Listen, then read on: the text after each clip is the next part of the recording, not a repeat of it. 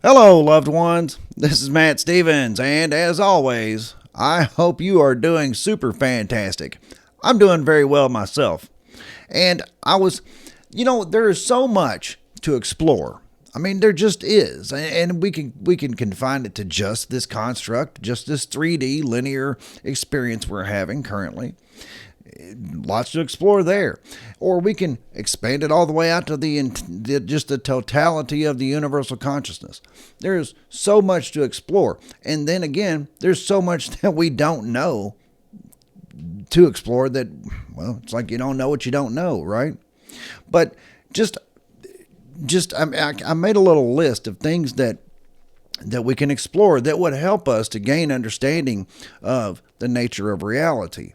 And then ultimately, it all does add to our spiritual awakening, our ultimate enlightenment and ascension. But, like, for example, a couple of the big items in the mainstream these days are like UFO or UAP. I'm still stuck on UFO. I'm kind of old school, dear loved one. But like UFOs, I mean, they're all over the mainstream now. And while I'm like, UFOs on the surface are pretty fascinating by themselves. But now it's like, wait a minute, why is this all of a sudden so accepted in the mainstream? Why is this so just out there, right? Why has this been put out there so much? What do they know? That's all, right? So, I mean, there's that. That's something to explore going on in this construct. Another big item going on right now are the missing or unalived scientists.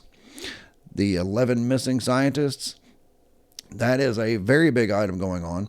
And clearly these people knew something that, well, that wasn't good to know, I suppose, or they were participating in something, or they had the ability to enlighten the public to, I mean, I guess we won't know, will we? So there's that. But a lot of things that I've talked about in the past, such as Mandela effects, and how the Mandela effect shows us several things. One thing is that this realm, this reality that we are experiencing is not as fixed as the materialists would like for us to believe. It is editable. It is able to be reprogrammed or changed. Mandela effects show us that.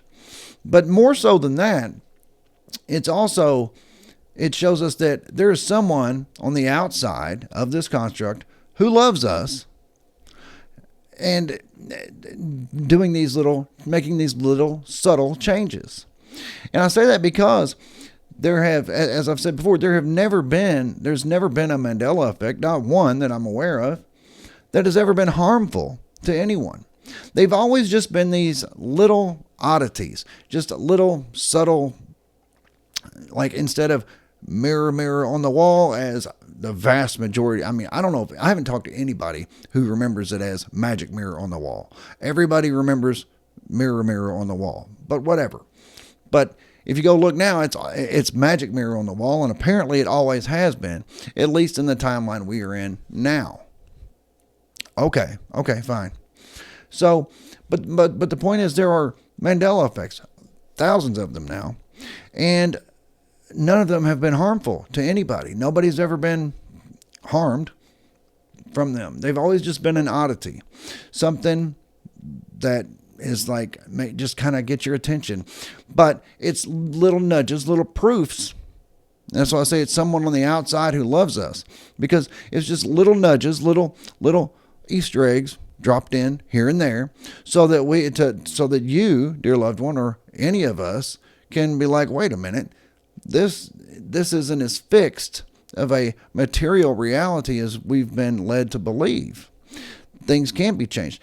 And by the way, who's making those changes? And by the way, none of them have ever been harmful, so they must love us and are just trying to get our attention. What could they possibly want us to figure out? Right? So that's why they are fascinating. But I've talked about ancient structures that would be evidence of resets.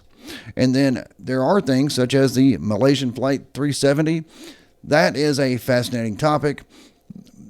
because, well, not unlike the 11 missing scientists, there is a little conspiracy theory behind that. And yes, maybe it is more just interesting than anything. But then again, is it? Because there are videos out there that have shown what possibly could have happened to that airplane. And if those videos are true, then again, it shows that that things are editable. Things can be manipulated. You take a airplane that's, I don't even know how many tons it is, and just blink it out of this realm. That's definitely not something that you would be able to do in a materialist type, and in a physical realm where the materialists would like for us to believe it is. I'll get it out in a minute, dear loved one. And by the way, since we're on the subject, because we're not, if you haven't hit the like button yet, please do that. And also subscribe to this channel. I would really appreciate that. But some other things that I haven't really talked about that I think are absolutely fascinating, and again, could not happen in a physical world, are things like crop circles. Crop circles are very fascinating. And even if you've ever looked into some of the decodes of some of them, that's when it gets exceptionally fascinating, because there have been some decodes of crop circles that will blow your mind. And we're going to get into those things. That's some of the stuff I very much intend to get into.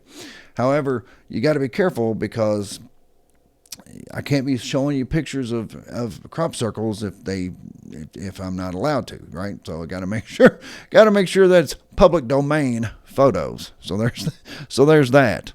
But all the way from understanding Loosh, and maybe the possibility of this being a Loosh farm, and the archons, those parasitic entities that are here and are influencing the human collective, doing their level best to keep people asleep at the wheel, to keep people from having an awakening, from having their spiritual awakening, and then enlightenment, and then ultimately an ascension. Because we are here to explore, dear loved one. But if people are asleep, they don't explore. They just produce, consume, obey. Produce, consume, obey. And that's all they do. And that is sad. And we are awakening, and we are hopefully inspiring others to also awaken. But it's like, why do these things matter? Why does any of that stuff really matter, Matt? All I really want to do is focus on enlightenment. All I really want to do is focus on my spiritual awakening. It's like, well, some of these things may be of more interest to some people than others. For example, I'm not super interested in paranormal research, like ghost hunting and things like that.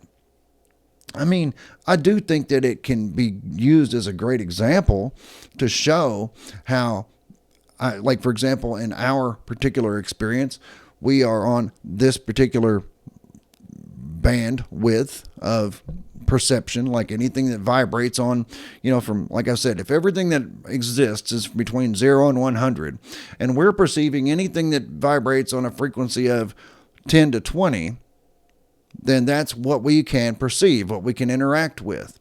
But that doesn't mean that there's nothing outside of that bandwidth.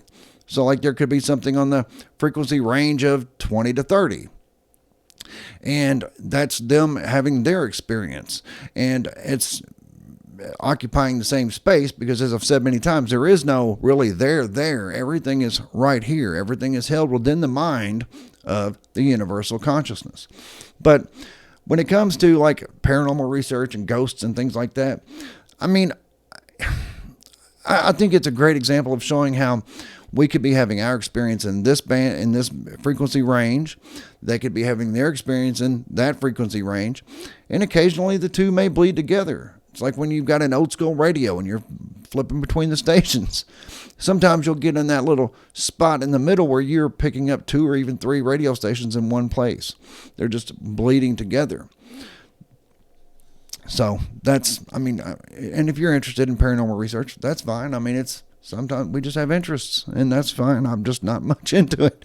Anyway, but yeah, I do think it is a great example of different realities or frequency ranges, and they bleed together and all that. But A lot of these things matter because when we understand because it's understanding the different various pieces of the puzzle.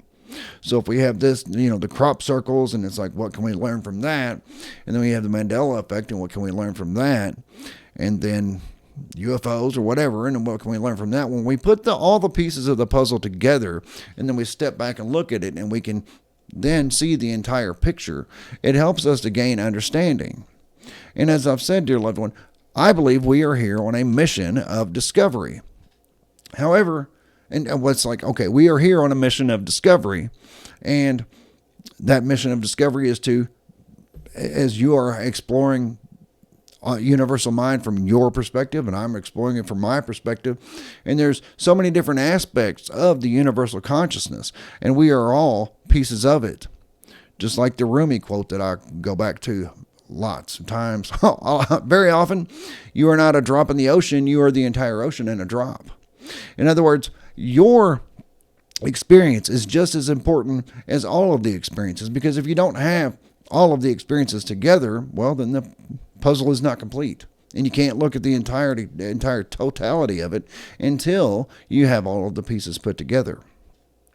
But when you do complete the puzzle and you zoom out, you gain an understanding of the totality. And as I've said, I believe we are here on a mission of discovery. Now, yes, most of the human collective have been lulled to sleep.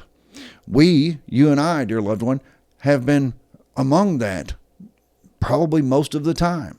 It's just that we happen to be awakening to this now. We're becoming aware of how things are going on. We are able to see that the human collective are on that slightly negative feedback loop, so that they keep cycling around and, as I said before, produce, consume, and obey, and continue to stay on that cycle, and producing as been proposed by Robert Monroe. And I'm reading a Robert Monroe book again, Journeys Out of the Body. It's good. It's a good book to read when you are reading or researching other things that kind of get a little complicated, and you got to take a break, because I do that a lot, especially when I'm reading sciencey stuff. I read some, then I've got to take a break, and but I like to read, right? So that's a great book. The Monroe books, in my opinion, are great for when you're taking a little break from the other stuff, because they're quick reads and very interesting. So there's that. But we are on a mission of exploration, and most of us are still asleep at the wheel. Most of us are staying in that asleep state. There are those of us who are awakening, and now we are exploring all of it. And I do think that it takes a lot of those topics that I'd mentioned to gain some understanding, gain understanding of the nature of this reality, gain an understanding of universal consciousness as a whole. So, and to understand, of course, the parasitic entities, the archons, and understand what their purpose is, what their goal is. Their goal is to keep us asleep at the wheel, to keep us in that state, that slightly negative feedback loop, produce, consume, and obey, so that we feel like we are perpetually trapped in this realm, and continually recycling and resetting and recycling and resetting all the way until, I guess if they had it their way, it would be forever. But ultimately, everyone will awaken and will ascend out. But yeah, as I said, I believe that the archons are a product of this construct, so therefore they cannot get out. And it is of the utmost importance to them to keep souls cycling through. Because once we've all cycled through and out of here, well, then it's just going to be them all sitting around looking at each other with nobody to bug. So there's that. But anyway, dear loved ones, yes, all these topics I intend to get into, and more. Those are just some examples. There's so much to explore. And some things are just fascinating, just plain interesting. And other things I think are more important to helping us grow and awaken and gain more understanding and more knowledge and enlightenment and all of those things that we're going for. But anyway, dear loved ones, if there are any topics that you think that I should get into, because I am going to start doing more in-depth videos rather than just rants and talks. I mean, I'm still going to do these because I love doing these. But if there's anything you think I should cover, let me know. And if you have not yet liked this video, please do so. And also, please subscribe. I would really appreciate it. Anyway, dear loved ones, that's what I got for you. I love you, and I will be back directly.